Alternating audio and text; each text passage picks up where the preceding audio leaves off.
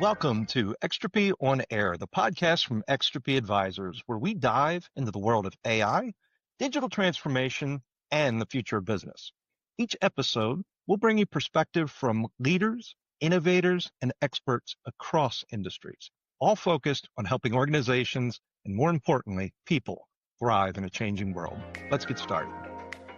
Well, hello and welcome back to Extropy On AIR. This is the podcast where we talk about what's happening inside the office of the CFO. My name is Kevin Zirkle, and today we are tackling a question that I know a ton of finance leaders are starting to wrestle with, especially as they plan moving into 2020. If you're a CFO heading into the new year, what should your real resolutions be for your finance organization? No, we want to be more strategic, or we're looking at AI. We want actual commitments that change how finance operates day to day. To help me unpack this, I'm going to be joined by someone who lives on the execution side of transformation, and that's Mike Jasper, my colleague, our Director of Customer Success at Extropy Advisors. Mike, great to have you back with us. Hey, Kevin, it's always awesome to talk to you. Let's figure out what we want to focus on today. We're not going to look at aspirational goals. We're going to look at resolutions that force decisions, trade-offs, and accountability for our customers. Mike and I, we've each picked 5 resolutions that we think CFOs must commit to in 2026. So we're going to challenge each other a little bit. We're going to talk about what these really look like in practice and not on slides. So we good with that, Mike? Let's do it. Let's get into my resolution number 1. You need to embed AI into finance. No more pilots. I'm going to kick this first one off with a big elephant that's in the room. Everybody's talking about it, and it's AI. The first resolution for CFOs in 26, it's simple, but I realize it can also be a little bit uncomfortable. Stop piloting AI. Start embedding it. A lot of technology platforms already have it embedded, so it can become easy for you. AI, if it's still a future initiative for you, or it's kind of like an innovation lab experiment, you're really behind the 8 ball already. I don't know, what are your thoughts on that, Mike? Kevin, I totally agree with that. I think over the last, I'd say 3 years, you can look at any study about AI in procurement, AI in finance, and the number of respondents who say that they're exploring and they're piloting these solutions is always, one of the highest responses that you see.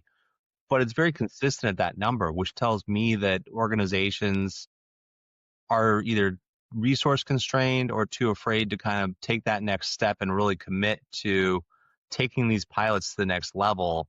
And there's so many ways we can do that. I mean, AI has come so far, quarter after quarter, it's changing the game. And, that's either, an independent AI tool that you're using internally.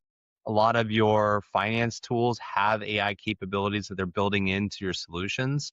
So whether you're using something that's built for you by an existing provider or something that your internal team is helping you create, I think it's essential to commit to that going into 2026. Exactly. As you look at AI too, it really should be invisible to the end user. It doesn't have to be complicated within your organization, but it should just make work disappear. When you start talking about some of the things, and Mike, you mentioned some of these that are already embedded in some of these finance solutions. I mean, things like invoice classification, duplication detection, predicting payment behaviors, identifying exceptions. I mean, that's where AI belongs, and it's there in a lot of these technologies today. It doesn't have to be overcomplicated for CFOs. 100%. I think one of the mistakes CFOs make is thinking that AI is going to replace people. I was at IOFM a while back, and Ravit had a really great quote that said, AI is not going to replace people. AI is going to replace the people that don't want to learn AI. And really, AI is an enabling tool. And the amount of work and the amount of insight that we can gain by leveraging artificial intelligence to get rid of some of the manual work and let the team focus on strategic, that's really where organizations are going to see that competitive advantage going forward. Well, that's my number 1 for the year, Mike. What's number 1 on your list? So my number 1 is let's resolve to cut manual finance work by at least 25%. I know I've talked to some organizations and looking more towards the 40% line, but let's set a goal for reducing manual work. And I say that very specifically, manual work. Kevin, what are your thoughts? This one, sometimes it does make people a little bit uncomfortable, because when you start putting numbers to something, it forces you to measure it. And I know that can be scary, but it's absolutely the right approach. A lot of finance teams don't know where their manual processes still are. We've heard so much about AP automation or P2P automation or order to cash automation, but there's still so much manual work either before, during, or after those processes that may not be documented, it may not be mapped out, but it still exists in these organizations. What I'm seeing out in the market is companies are just shifting that manual work from one place to another. It still exists. It's just in different areas of the process. I really think that that's a key opportunity for organizations next year to target some of that work. One thing you hear a lot is this whole concept of touchless transactions and touchless processing. We see it a lot, particularly on the AP side, but until you can refine what a touch is, and a lot of companies struggle with that. I mean, until you can truly define it, you can't eliminate it, right? The goal here isn't necessarily automate more. There's a difference. Automation definitely has a place, but when you look at that manual work, let's review what human interventions there are, and let's identify what the value add is of those. And if there's really value add in that touch, then we can look at how we standardize, how we document, how we automate that.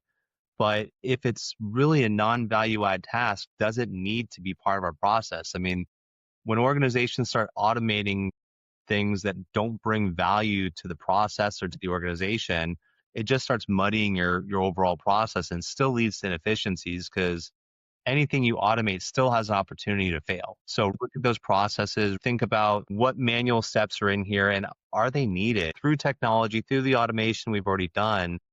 Can we start to alleviate some of that and streamline that process and just get rid of some of those steps? I would say put a number to it. That's so important. Let's move on to my number two. I know this one sometimes get a little bit of a nervous laugh from a CFO, but we got to kill spreadsheet dependency. Absolutely have got to eliminate critical spreadsheet dependency. I want to be clear on this one. Spreadsheets, they're not evil. We all use them every single day.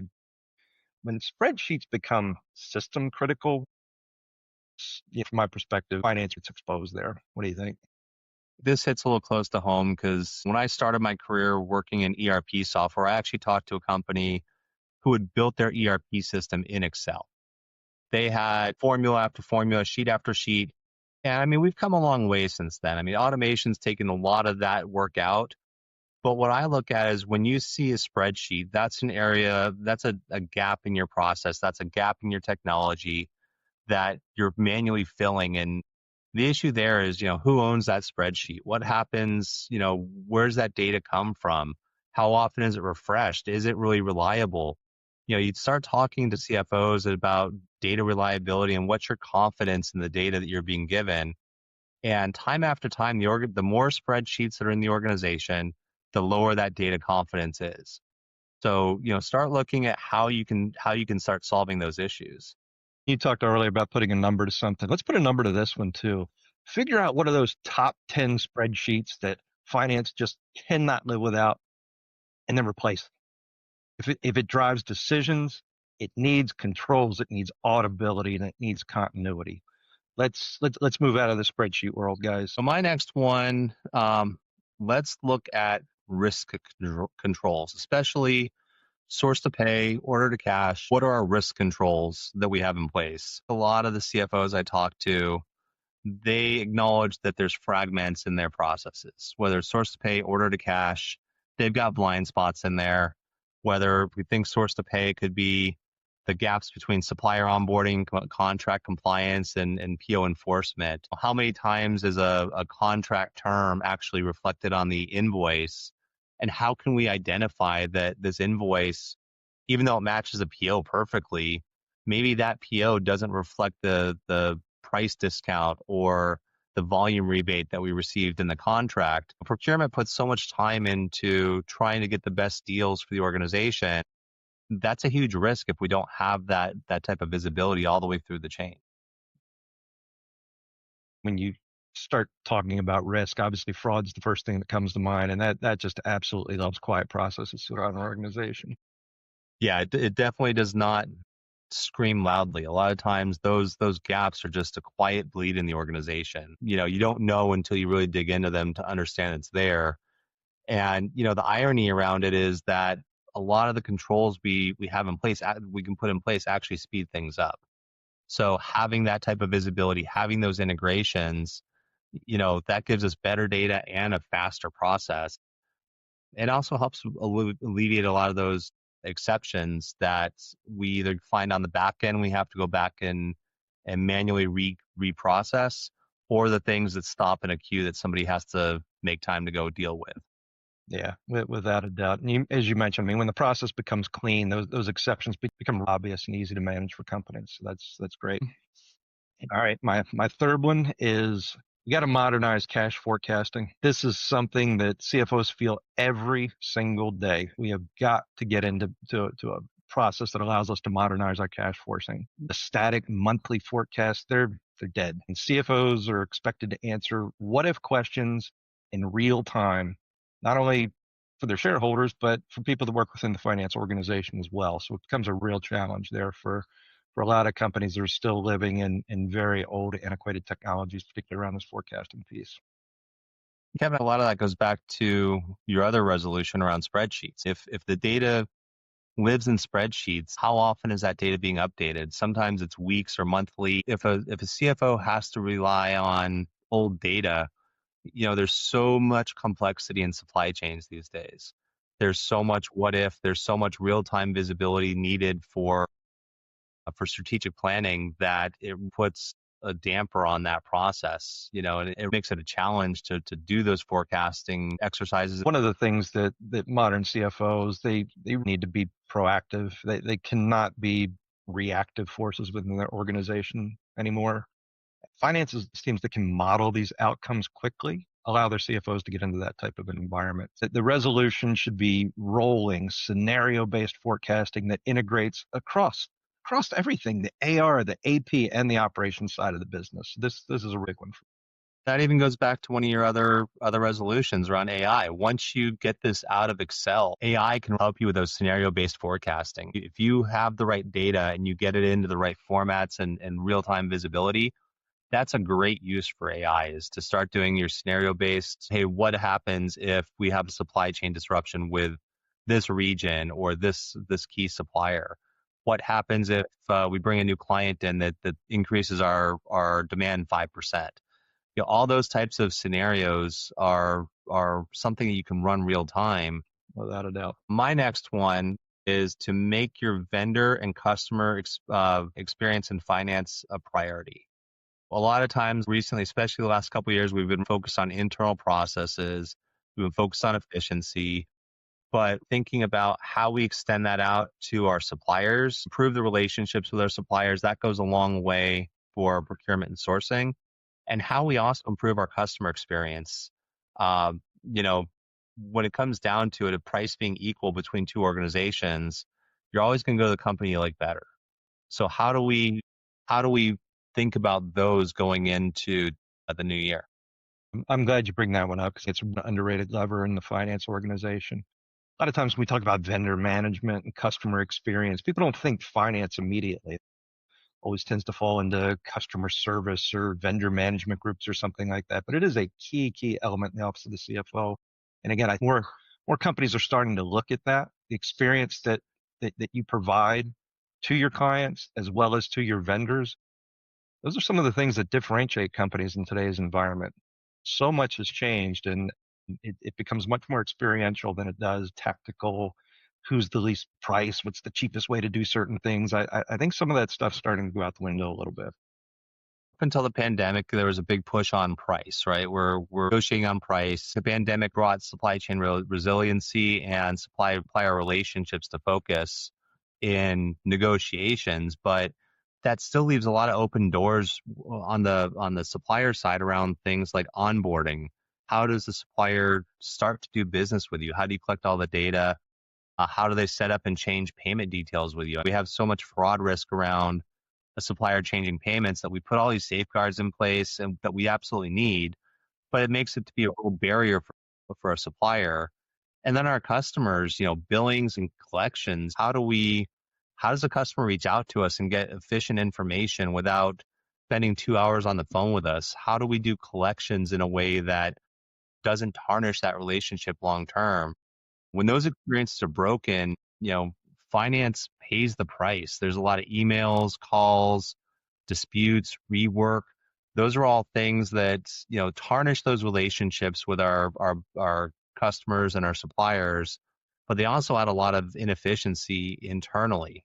So that's what I see. I'm gonna go to my number four, and in some respects we've touched on this one a little bit, but I want to reiterate it as its own resolution because I think it's important, and that's to drive towards touchless transactions. It sounds so simple, but it's something that we have got to make progress on, and it needs to start this year. I say progress is important because it doesn't have to be perfection day one. We have got to drive toward touchless transaction processing, particularly in our P2P operations and our order to cash operations. They scream touchless processing, and the technologies that are available today and the processes that we help our clients put around those technologies, it is something that if your organization is not moving in this direction, you're falling behind. This is an area where a lot of CFOs and a lot of organizations, I wouldn't just put on the CFO, but a lot of organizations overcomplicate. You put the end goal in mind. You start thinking about where should we be best in class, but this should be sprints. You should be looking at what metrics do we need to track? How can we find a root cause for the inefficiencies within that metric? Set up a goal. We're gonna accomplish these things that should change this result by this much. Accomplish that and then set the next goal. If you start doing it in steps like that, you'll come to see that you have a lot more progress within 12 months than if you just set the large goal and try to accomplish it. You really got to set those short-term goals, accomplish them, and build on that progress. Again, it goes back to that progress where we've said it multiple times in this session, but the resolution shouldn't be perfect touchless processing in 2026, particularly if you haven't even really started. You don't have to even be best in class to get started, but start to look at 60 to 70% touchless processing and some of the targeted workflows that you have. And the targeted workflows is another important piece of it because when you start, particularly if you haven't done this in the past, don't start by looking at how do we automate a lot of the edge cases that are out there. What are these things we do sometimes?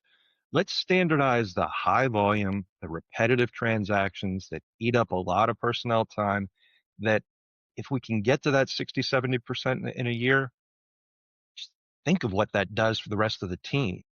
The opportunities that opens up for your organization to be able to leverage them into things are going to be much more value add than touching transactions day to day. Absolutely. The funny part of that is a lot of times those core issues are the easiest to solve.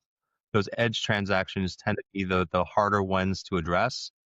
But getting that 60, 70%, like you said, is, it's almost critical to focus on the high volume, standard cases. Make sure those are as optimized as you can get, and then start working your way. And your teams become happier. Let's face it, people hate doing that drudgery work every single day. They become happier, frees up extra time for them. And maybe that's a great segue into your next one, Mike. I got a sneak peek of your lists here, and it looks like this next one might. What do we do with all these happy people now? So as we start freeing up some of this time, Kevin, my fourth resolution is about the people. We should be upskilling the entire finance team, not just the leaders, everybody. When I say upskill, I'm thinking internal processes, industry knowledge, going to potentially conferences and learning what's new and what are some of the new trends, what are some of the new I should be thinking about as we grow and as we mature, all the way down to internally, how many organizations do we talk to that have that one person who's like the black box, and that person knows everything. They know how the inner workings happen. They know how the sausage is made. And, the question's always, what happens if that person wins the lottery? And what happens if that person's not here tomorrow? So let's upskill our team so that everybody's at that same level or close to it or making progress towards it. Let's make sure that the entire team understands the entire process, even if they're responsible for one piece of it, so that we've got more flexibility as we have those demand peaks and valleys throughout the year. That's a great point. Then the people in general, a lot of times people say, well, I'll get resistance from technology within the organization by these teams. I don't think that's true at all. I don't think people resist technology. I think they might resist out of fear because they don't necessarily understand what that technology is able to do for them. Again, that should be a CFO's goal to help upskill those people, help them alleviate that fear, and help them understand that while work may change, it doesn't go away. It's just going to be different. It's going to be a lot more productive in the future. Exactly. When we start thinking about giving people that additional knowledge and additional education and upskilling them as they start understanding automation, as they start understanding technology and AI, it's not a threat. It's not going to replace what you do, but it's going to help you be more strategic with the outcome of that data. So instead of being the person that puts together that spreadsheet and hands it off, you can take that data from its root source, you can analyze it, you can get to, you know, outcomes, you can see key trends, and you can start making recommendations and sending those forward so that you become a lot more strategic within the organization. Without a doubt. Well, Mike, we're getting near the end here. I think we've got one each, and I'm going to go with my final one. And my resolution number 5, it's going to be, let's move finance from a reporting organization to an advisory part of the organization. And this can be done. I think it's critical for finance to be thinking this way moving forward. Was actually at a conference with the former CFO of a very large industrial manufacturing company. He talked about this journey that he went through from living in a data spreadsheet based world to moving into leveraging AI to be able to get insights into his company to help them make better decisions moving forward. He said it was game changing for their organization, and it certainly makes a lot of sense.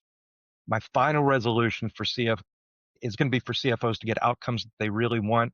It's going to be move from that finance of process of reporting history and get into advising your businesses.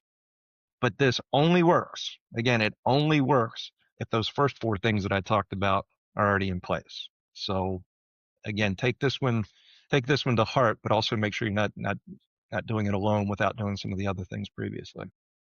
Yeah, I was actually going to say, Kevin, this almost is an outcome of all the other resolutions we've talked about. If you make progress on those resolutions, you're going to be a lot more strategic. I mean, you can't be strategic if you're unconfident in your data, if you're buried in transactions or buried in tactical work. You really need to do some of those other things that we've talked about today to really focus on the strategy. Yeah, and this is where finance earns their seat at the table. And when you think about it, finance has all the data within an organization. You should have a seat at the table, a prominent seat. But the way you can become much more relevant is not relying on old historic models that look at insights on a month by month basis or a year by year basis. Leverage some of these tools and techniques that we've talked about today, become insights driven, and do it weekly. Shoot, even do it daily in some instances. The tools are going to be available for you to do that. And that brings me to my last point. When we talk about tools, let's build a finance ecosystem, not a tool set. There's so many tools out there. No CFO can do this resolution by themselves. But we always, talk about people, process, technology. And, at Extropy, change that a bit. Look at people, process, and purpose. So as we're thinking about, these optimizations we want to make, as we're thinking about this data we want to get and the spreadsheets we want to get rid of, yes, technology is going to play a role in that. But we should always do that purpose driven.